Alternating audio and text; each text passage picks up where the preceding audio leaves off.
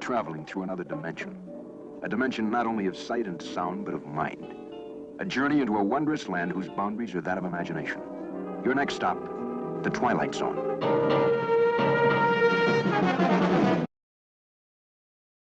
She's all set, Mr. Dow. How about the sound system? You checked that out yet? She's all ready to go. I don't know where you got your sound effects, but I'd swear a bomb was exploding. I mean a big bomb! That's precisely the way it's supposed to sound. You got quite a setup here. This part of the illusion too? No, this room is not an illusion. When they start those sound effects and that stuff on the screen, you'd swear the world was getting blasted. That's the idea. What you have just looked at takes place 300 feet underground beneath the basement of a main building.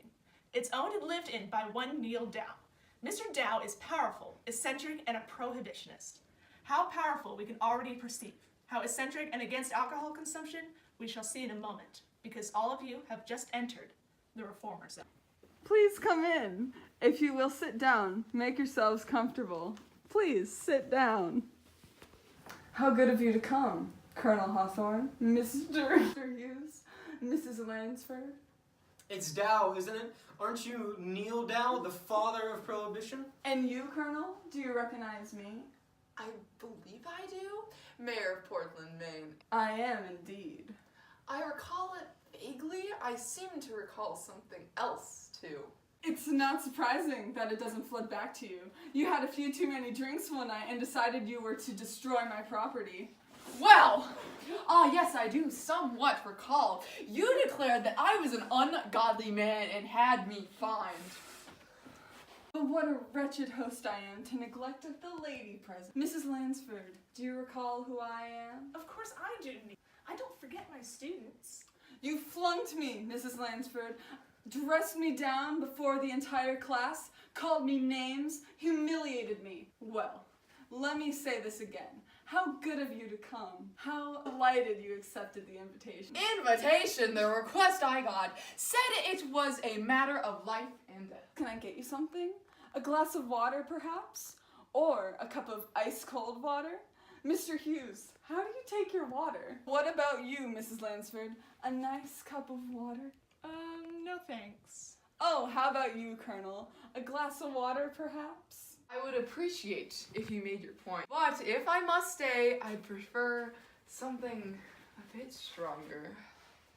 No alcohol! It must be the military turning you away from God. That will be all, Dow! May I remind you, Colonel, that you are no longer in command. I'm in command as the mayor of Portland, and what I command is your attention.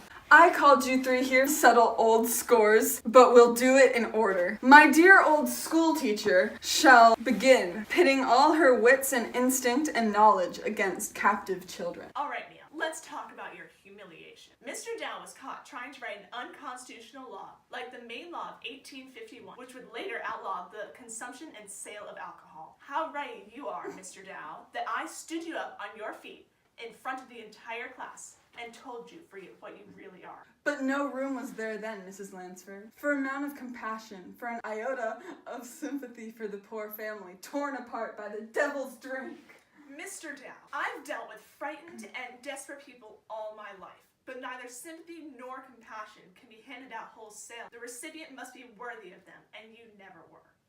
That's where you're wrong, Mrs. Lansford. All are able to be saved from the wrath that awaits themselves if they turn away from the bottle and return to the Lord. You accuse me of a lack of character, declared that the law of the Americanized was unconstitutional. Yes, I remember. You tried to control the people's free will and religious choices. You can go to the devil, sir. Dow! And you too, Colonel. Tonight, my friends, you will all go to the devil, and that is not a figure of speech. Do you know why I built this room down here? By 1857, near 12 states have passed prohibition laws based on my own. But now they are abandoning them. I know things that are going to happen. I receive a most interesting bit of news. Something that perhaps only 6 men in the world know. Of the world is coming to an end this evening, ladies and gentlemen. There will be no more city, no more country, no more world. All because of the corruption caused by Satan's soda. And you are to survive, Mr. Dow? Is that the idea? I am to survive, Mr. Hughes. I am 300 feet underground. Do the rest of you wish to survive? Or am I to be the only pallbearer? This is your civil defense announcer. Repeating, the Air Defense Command has just declared a take cover signal. An attack by enemy forces is expected at any moment. You must seek the nearest shelter immediately. This is not a test. This is a real take cover. Will you let me leave now? How did you know, Dow? How could you possibly have known? If I'm to spend my last quarter hour on Earth, I'd rather spend it with a stray cat. The door, Dow. Will you open the door now? Open up, Dow. None of you seem to understand. All you have to do, literally all you have to do, is say a sentence. All you have to say is you're sorry. Alright, you want to die? Fine! There's the elevator. Take it. Go up into the street and see the panic and the frenzy and the horror. And then come back down here to your salvation. I'm out. This is your civil defense announcer. That's Our enough! military authorities have just ordered a take cover alert. Attack by enemy forces is imminent. Take cover immediately. If you are outdoors on foot, hurry to the nearest shelter. That's quite enough! Anybody? Is there anybody here? Hey, Mac. Why is there nobody here? A little bit too much, have we? Hello? Let me take you home. Come on. Hello? No. Come on. Why is Let's there go. no one Let's here? go. Anybody? It's okay. You're okay. Anybody? Mr. Neil Dow, a dealer in fantasy who sits in the rubble of his own making and imagines that he's the last man on Earth, doomed to a perdition of unutterable loneliness. Because although his laws did lead to less drinking among women and a lower hard alcohol consumption, his effort at prohibition lasted less than 10 years in other states. Pallbearer at a funeral that he manufactured himself in the reformer zone. Please help! Who is it? Go away. I've been shot. I need help. Who are you? An officer. Please, open the door. I need help. You're lying. You're no policeman. Why can't you leave me alone? I know who you are. I know what you are. An old woman living in a nightmare. An old woman who has fought 1,000 battles with death and always won. Now she stays with a grim decision, whether or not to open a door. And in some strange and frightening way, she knows that this seemingly ordinary door leads to the reformer zone. Won't somebody help? Unless you help me, I'm going to die. I don't think I can move. Please, call the hospital. I haven't got a telephone and I've had to unlock the door. You can't ask me to do that. I don't want to die. You understand that I know who you are, right? It's not fair. Not fair. I'm still alive. Now listen, you should try and get some rest. When the doctor gets here, he'll take me off your hands. You didn't call the doctor? I don't have a telephone. But couldn't you go to one of your neighbors? There aren't any. They all moved away.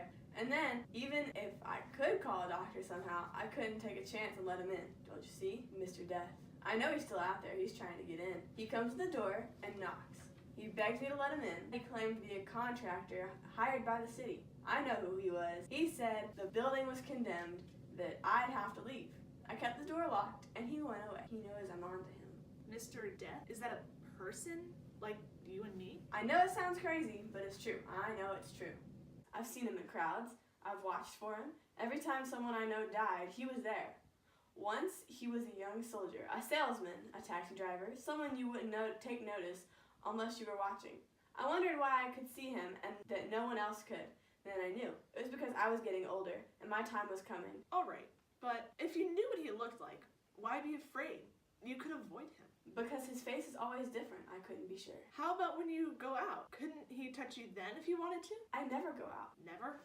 I haven't been out in years. The idea of the cult of domesticity also says that roles lay only at home. Well, what do you do about food? A boy delivers it. I leave him money and a list. And I always wait until he's gone away before I unlock the door. And for women's rights, I helped to organize the Seneca Falls Convention to discuss the civil, religious, and social rights of all women. How can you live like this? If I don't live like this, I won't live at all. If I don't watch out, if I let down for even a moment, he'll get in. I know he will. At the convention, we wrote this Declaration of Sentiments, which stated how women were oppressed in society, and by this government, 68 women and 32 men signed it. I've always hated the dark and the cold, but I don't want to die. I'd rather live in the dark than not live at all. No, there's something to be afraid of.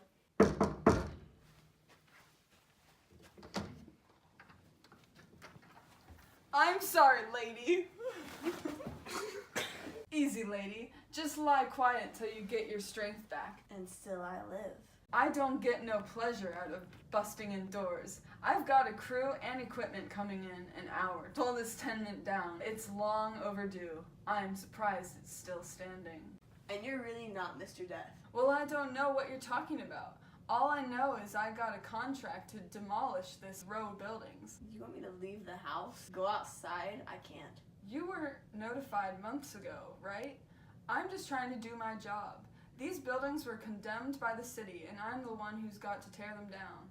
If you've got any possessions you'd like to keep, I'd move them out. I'll help you. Explain to him. Tell him the reason I can't go out there. You'll help me, won't you? What are you doing? Who are you talking to? I'm sorry, but if you're still here when the crew arrives, I'll have to call the cops. Why didn't you help me? I thought you understood. He looked right at you and didn't see you. No, you tricked me. It was you the whole time. Yes, I tricked you. But why? The moment I let you inside, you could have taken me any time. But you were nice. You made me trust you. But I had to make you understand. It isn't me you're afraid of. You understand me. What you're afraid of is the unknown. I am afraid. Maybe once I leave, my attempts at fighting women's rights will fail. Give me your hand. You see? No shock, no engulfment, no tearing asunder. What you feared would come like an explosion is like a whisper. What you thought was the end is the beginning. When will it happen and where will we go? Go. We've already begun.